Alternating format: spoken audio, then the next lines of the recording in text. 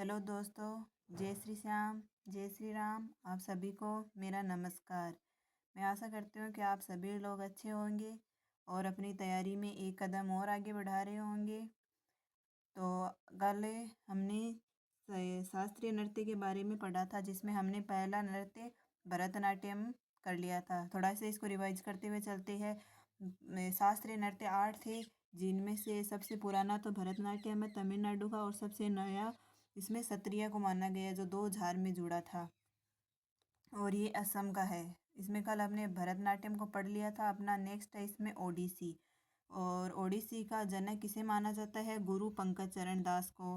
भगवान कृष्ण से संबंधित है यह नृत्य शैली भगवान जगन्नाथ की पूजा यात्रा से संबंधित है।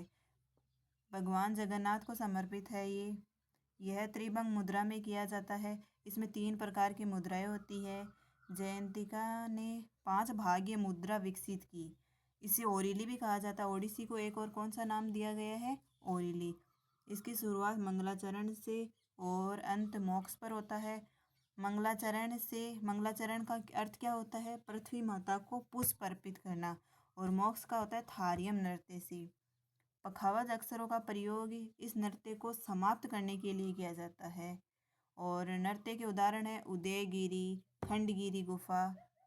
मुख्यतः महारियों द्वारा किया जाने वाला नृत्य है ये। ओडिसी किसके द्वारा किया जाता है? मुख्यतः महारियों द्वारा। नृत्यांगनाएं शरीर से जटिल ज्यामितीय पैटर्न बनाती है। इसे सचल मूर्ति कहा जाता है। इसमें जो नृत्य करने वाली लड़कियां या फिर महिलाएं होती है, वो इसे अपनी शरीर से अलग अलग प्रकार के पैटर्न बनाती है। यह नृत्य जल तत्व का प्रतीक है। इसमें कौन कौन से इंस्ट्रूमेंट्स काम लिए जाते हैं? मंजीरा हो गए, पखावज, ढोल, सितार इत्यादि। और इसके बाद अपना कौन सा आता है? मणिपुर। यह वैष्णव संप्रदाय से संबंधित है। इसमें भगवान कृष्ण के बाल्यकाल की कहानियां दर्शाई जाती है। मणिपुर में किसको दर्शाया गया है? भगवान श्री कृष्ण के बाल्यकाल की कहानियां दर्शाई जाती है।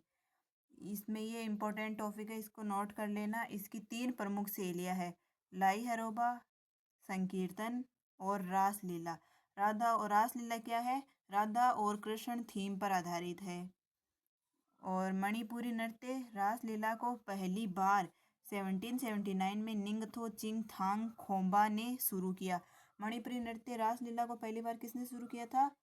बताओ, जल्दी से कमेंट करो। 1779 में निंगथो चिंगथांग खोबा ने शुरू किया था।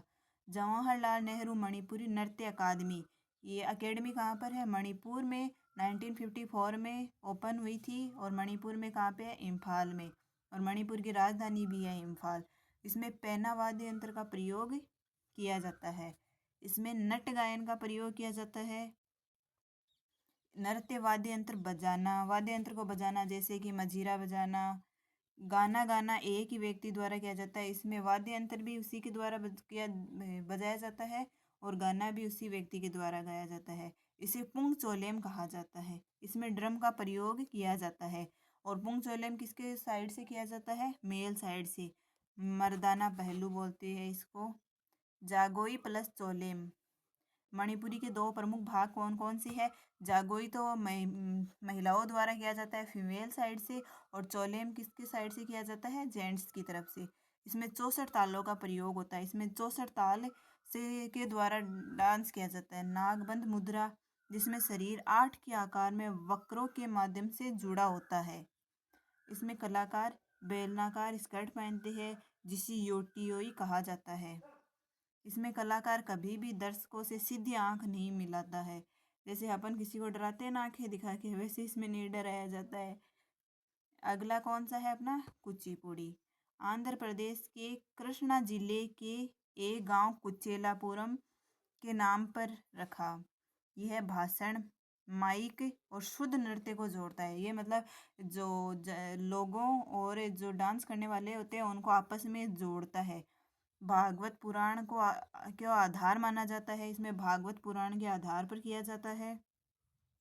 पित्तल की तस्करी में पैर रखकर नृत्य करने का प्रचलन है। इसे तरगम कहते हैं। आप लोगों ने नहीं देखा क्या? वो थाली के अंदर पैर रखकर फिर डांस किया जाता है। पैरों की मुद्राएं समपाद, मंडी को पू, कांतेरा नागबंद होती है। ये इम्पोर्टेंट है, इसको नोट कर लेना। इसमें कर्नाटक संगीत पेश होता है। वाक मुकाभिनय वो होता है जिसमें चुप रहकर नृत्य किया जाता है, और शुद्ध नृत्य के संयोजन वाला नृत्य कुचिपुड़ी है। सिद्धेश्वरी योगी को कुचिपुड़ी का आदि गुरु माना जाता है। सिद्धेश्वरी योगी को कुचिपुड़ी का आदि गुरु माना जाता है। इन्होंने भामा कल्पम नाटक की रचना की।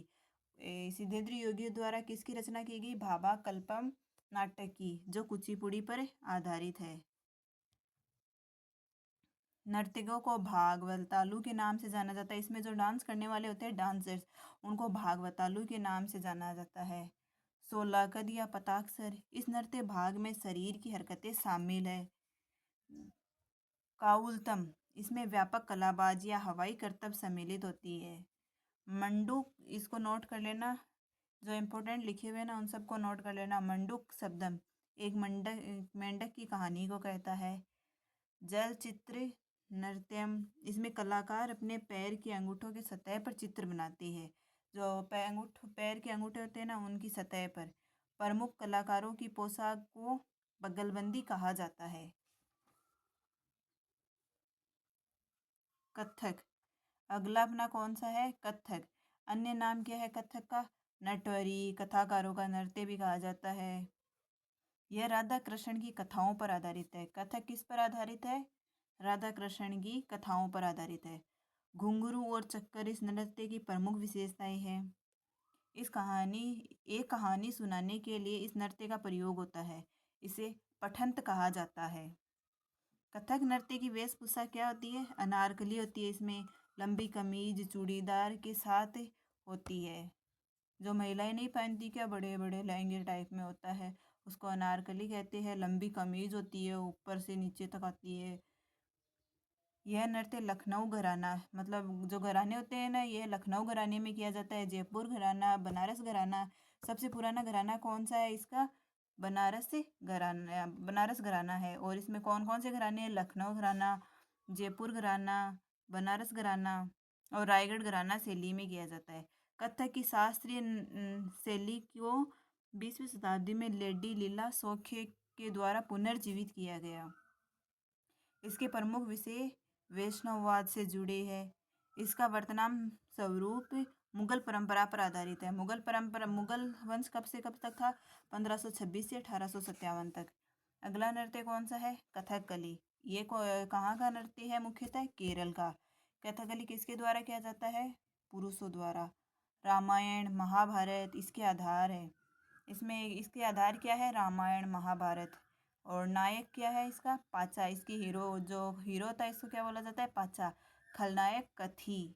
इसमें चेहरे का हाव भाव का प्रदर्शन किया जाता है। चेहरे के द्वारा ही सब कुछ समझाया जाता है। इसमें नाट्य स्थान थिएटर कुट्टम पालम कहा जाता है। इसमें थिएटर को कुट्टम पालम कहा जाता है। इसकी शुरुआत केलिकोटू नामक ढोल बजाने से होती है। ये ढोल का नाम है केलिकोटू। एवं केरल के सोपान संगीत का प्रयोग होता है। कथकली नृत्य में 24 मुख्य मुद्रा होती है। इसमें 3 संगीत वाद्य यंत्र इडक्का, चिंदा और मांडालाम का प्रयोग होता है। कथकली आकाश तत्व का प्रतीक है। कथकली गीतों के लिए प्रयुक्त भाषा कौन सी है?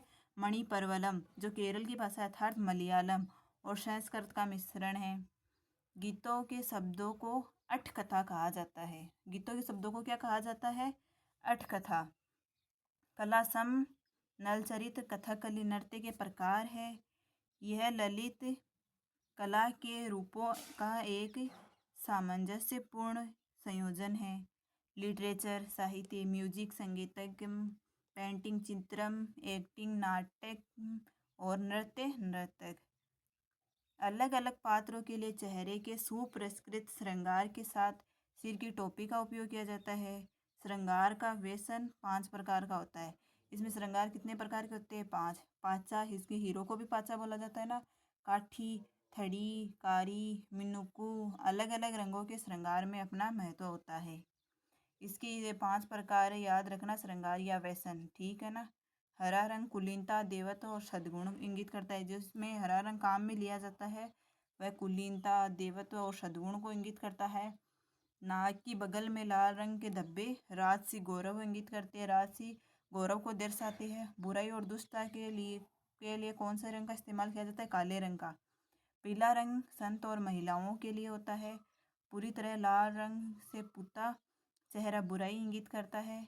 सफ़ेद दाढ़ी उच्चर चेतना और देवत्व वाले प्राणियों को इंगित करती है। इसमें आज हम इतना ही पढ़ेंगे। बाकी के जो बचे हुए डांस है उनको कल पढ़ेंगे। और ये टॉपिक कंप्लीट होने के बाद इसके MCQ भी करवाए जाएंगे, तो आप इनको ध्यान से पढ़ लेना। और अब तक अपने 6 नृत्य कंप्लीट हो चुकी है, जिसमें पहला है भरतनाट्यम, कथक और कथकली। ये सात इसमें हो गए, कितने हो गए?